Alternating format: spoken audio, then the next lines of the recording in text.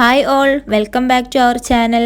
അപ്പോൾ ഇന്നത്തേത് ഒരു അഡ്വഞ്ചറസ് ആയിട്ടുള്ളൊരു ട്രിപ്പാണ് കേട്ടോ. നമ്മൾ അങ്ങോട്ട് പോയിക്കൊണ്ടിരിക്കുകയാണ്. ഇതായി ഏകദേശം നമ്മുടെ ഡെസ്റ്റിനേഷൻ എത്താറായി തുടങ്ങിയിട്ടുണ്ട്. മിസ്ഫാർ കേവിലോട്ടാണ് നമ്മളിന്ന് പോകുന്നത്. അപ്പോൾ ഇതുപോലെ ഒഴിഞ്ഞു കിടക്കുന്ന ഈ ഒരു മരുഭൂമിയിലാണ് നമ്മുടെ ഈ ഒരു സാഹസികത നിറഞ്ഞ ഈ ഒരു കേവ് സ്ഥിതി ചെയ്യുന്നത്. ഇത് ആക്ച്വലി ഇതൊരു സിങ്ക് ഹോളാണ്. കണ്ടോ, ഒരു സിങ്ക് ഹോളാണ് ഇത്. സിങ്ക് ഹോൾ എന്ന് പറഞ്ഞാൽ ഭൂകമ്പം അതുപോലെ മണ്ണിടിച്ചിൽ പോലുള്ള പ്രകൃതി ദുരന്തങ്ങളാൽ രൂപപ്പെടുന്ന ഇതുപോലുള്ള അഗാധമായ ഗർത്തങ്ങളാണ് സിങ്ക് ഹോൾ.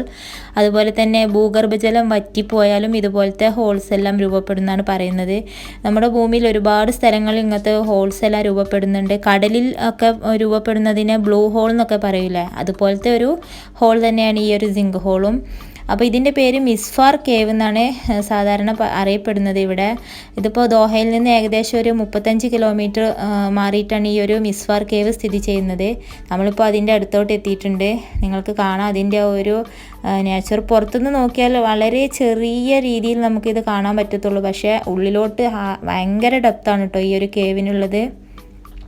പുറത്തുനിന്നുള്ള ഒരു കാഴ്ചയാണിത്. കണ്ടോ, അധികം ഒന്നും വലിപ്പം നമുക്ക് തോന്നത്തില്ല. പക്ഷേ ഇതിൻ്റെ ഉള്ളിലോട്ട് ഇറങ്ങിയാലാണ് ഭയങ്കരമായിട്ടുള്ളൊരു ഗർത്തം. ഏകദേശം 100 മീറ്റർ അടി താഴ്ചയുണ്ട് ഇത് താഴോട്ട്.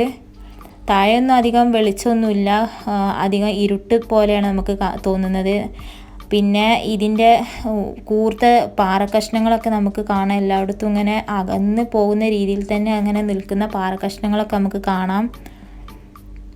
അപ്പോൾ ഞങ്ങളിപ്പോൾ അതിൻ്റെ ഉള്ളിലോട്ട് ഇങ്ങനെ ഇറങ്ങിക്കൊണ്ടിരിക്കുകയാണ്. പക്ഷേ ഡീപ്പായിട്ടുള്ള അങ്ങോട്ട് ഞങ്ങൾ ഇറങ്ങിയിട്ടില്ലായിരുന്നു. ഇക്ക മാത്രം അങ്ങോട്ട് ഇറങ്ങിപ്പോയത്. അപ്പോൾ നിങ്ങൾക്ക് അതിൻ്റെ കാഴ്ചകളൊക്കെ കാണാം.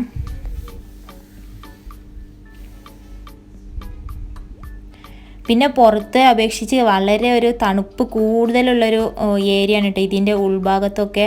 പുറത്ത് ഉള്ള തണുപ്പിനേക്കാൾ ഒരു 4 ഡിഗ്രി കൂടുതലാണ് ഇതിൻ്റെ ഉള്ളിലുള്ള ആ ഒരു തണുപ്പ് എന്ന് പറയുന്നത്. ഏത് കാലാവസ്ഥയിലും ഇതിൻ്റെ ഉള്ളിൽ എപ്പോഴും നല്ലൊരു തണുപ്പാണെന്നാണ് പറയുന്നത്. അതുപോലെ തന്നെ ഇതിൻ്റെ ഉള്ളിലൊക്കെ ഒരുപാട് പക്ഷികളുടെ വാസസ്ഥലങ്ങളുണ്ട് കേട്ടോ. ഈ ചെറിയ ഈ ഒരു പാറകളുടെയൊക്കെ ഇടയിൽ ചെറിയ സുഷിരങ്ങളിലൊക്കെ ഒരുപാട് ഇനം പക്ഷികളുണ്ടാവും. അത് നമുക്ക് ഇതിൻ്റെ ഉള്ളിൽ നിന്നാൽ തന്നെ നല്ലോണം അതിൻ്റെ സൗണ്ടുകളൊക്കെ കേൾക്കാൻ പറ്റും. അതുപോലെ തന്നെ എല്ലാ ഭാഗങ്ങളിലും ഇവരിങ്ങനെ ഈ വരുന്ന ആളുകളൊക്കെ ഇങ്ങനെ സ്പ്രേ പെയിൻറ്റ് കൊണ്ട് പല രീതിയിലൊക്കെ എഴുത്തുകളൊക്കെ എഴുതി വെച്ചിട്ടുണ്ട്, നമുക്ക് കാണാം. ഇതിൻ്റെ ഉള്ളിലോട്ട് ഇറങ്ങി പോകുന്നതെന്ന് അത്ര സുഖമുള്ളൊരു കാര്യമല്ല. നല്ല സൂക്ഷിച്ച് വേണം നമുക്ക് ഇതിൻ്റെ ഉള്ളിലോട്ട് ഇറങ്ങി പോകുന്നത്. കാരണം കാലൊന്ന് തെന്നിയാൽ നല്ല പാറക്കഷ്ണങ്ങളാണ് നിൽക്കുന്നത്. പെട്ടെന്ന് വളരെ അഡ്വഞ്ചറസ് ആയിട്ടുള്ളൊരു ആക്ടിവിറ്റിയാണ് ഇതിൻ്റെ ഉള്ളിലോട്ട് ഇറങ്ങി പോകുമെന്ന് പറയുന്നത്. കണ്ടോ, ഇതെല്ലാം അവരിങ്ങനെ ഈ സ്പ്രേ പെയിൻറ്റിലൊക്കെ വരുന്ന ആളുകളുടെ ഒരു രീതിയാണ് ഇങ്ങനെ എഴുതി വെച്ചിട്ടുള്ളത്. പക്ഷേ ഇതിൻ്റെ ഉള്ളിലൊക്കെ ഇപ്പോൾ ഇരുട്ടാണ് കേട്ടോ. ഇപ്പോൾ നമ്മൾ ഇപ്പോൾ അവിടെ എത്തിയത് വൈകുന്നേരമായിരുന്നു. അതുകൊണ്ട് തന്നെ അധികം ഒന്നും വെളിച്ചം ഇങ്ങോട്ട് ഇതിൻ്റെ ഉള്ളിലോട്ടില്ല.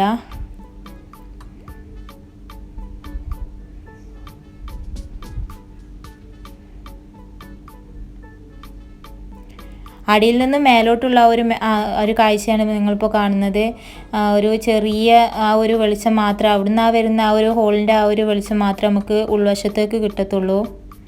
ഏറ്റവും താഴെ ഭാഗത്തേക്ക് ഇറങ്ങി ചെന്നാൽ ആ ഒരു ഭാഗം കംപ്ലീറ്റ് മണലാണ് കേട്ടോ. മണൽ മാത്രമാണ് അടിഭാഗത്ത്. ഇങ്ങനെ ഇറങ്ങി പോകുന്ന ഭാഗങ്ങളിലൊക്കെ ഫുള്ള് കല്ലും അതുപോലെ പാറക്കഷ്ണങ്ങളുമാണ്.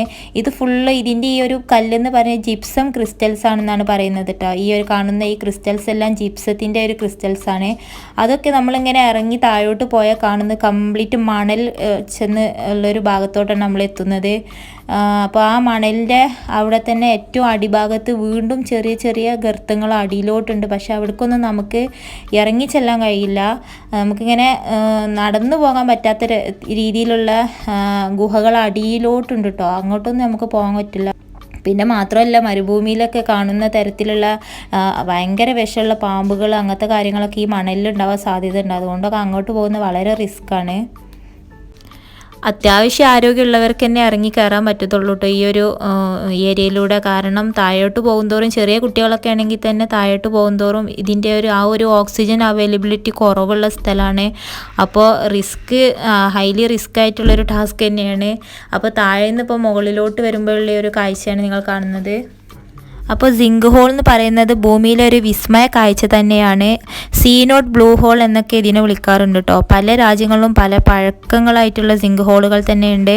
അപ്പോൾ ഇങ്ങനത്തെ ഒരു അത്ഭുത കാഴ്ച നമ്മുടെ ഈ ഒരു ഖത്തറിൽ കാണാൻ കഴിഞ്ഞതിൽ ഞങ്ങൾ വളരെയധികം ഹാപ്പിയാണ്. അന്ന് കണ്ടതും അതുപോലെ തന്നെ അവിടെ ഒന്ന് ഇറങ്ങി അതൊന്ന് എക്സ്പീരിയൻസ് ചെയ്തപ്പോഴൊക്കെ വളരെയധികം ഹാപ്പിയാണ് ഞങ്ങൾ. അപ്പോൾ ഇന്നത്തെ ഈ ഒരു കുഞ്ഞു വീഡിയോ നിങ്ങൾക്ക് എല്ലാവർക്കും ഇഷ്ടമായി എന്ന് കരുതുന്നു. ഈ ഒരു സിങ്ക് ഹോൾ നിൽക്കുന്നത് ദോഹയിൽ നിന്ന് ഒരു 35 കിലോമീറ്റർ ഉള്ളോട്ട് മാറിയാണ്. അതിൻ്റെ എല്ലാ ഡീറ്റെയിൽസ് ഞാൻ ഡിസ്ക്രിപ്ഷനിൽ ഇടാം. അപ്പോൾ ദോഹയിലുള്ളവരൊക്കെ ആണെങ്കിൽ ഒന്ന് വന്ന് ഇതൊന്ന് എന്താ പറയുക ഒന്ന് ഫീൽ ചെയ്താൽ നമുക്കതൊന്ന് നമ്മൾ അതിലോട്ടൊന്ന് ഇറങ്ങുമ്പോൾ അതിൻ്റെ ആ ഒരു അത്ഭുതം എത്രത്തോളം ഉണ്ടെന്ന് നമുക്ക് മനസ്സിലാവത്തുള്ളൂ. അപ്പോൾ അടുത്തൊരു വീഡിയോയുമായി കാണാം. Thanks for watching.